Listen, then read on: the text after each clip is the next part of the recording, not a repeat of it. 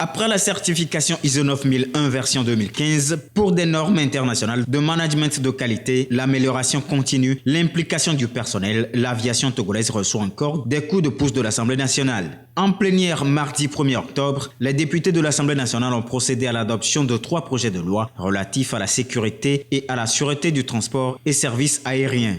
Le premier projet de loi adopté autorise le Togo à ratifier le protocole portant amendement de la Convention relative aux infractions et à certains autres actes survenant à bord des aéronefs. Ce protocole fut signé depuis le 4 avril 2014 à Montréal, au Canada. Cette nouvelle loi renforce les pouvoirs du commandant d'aéronef et donne aussi compétence à l'État de connaître les infractions commises et les actes accomplis à bord d'un aéronef. Le second projet de loi adopté favorise l'adhésion du pays à la constitution de la Commission africaine de l'aviation civile, CAFAC, adoptée le 16 septembre 2019 au Sénégal. Elle permet aux pays africains de procéder à une gestion efficiente des difficultés liées au réseau du transport aérien.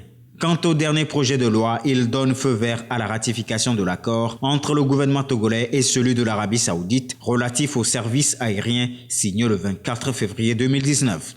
L'importance de cet accord est de promouvoir un système de transport aérien international basé sur la concurrence entre les compagnies aériennes sur le marché avec interférence minimale de l'État. Selon Yawa Djigbodi Chantal Tchegan, présidente de l'Assemblée nationale, le Togo peut désormais gérer juridiquement les problèmes rencontrés à bord des appareils avant le départ et à l'arrivée. En outre, cette convention rehausse la présence du Togo au plan international.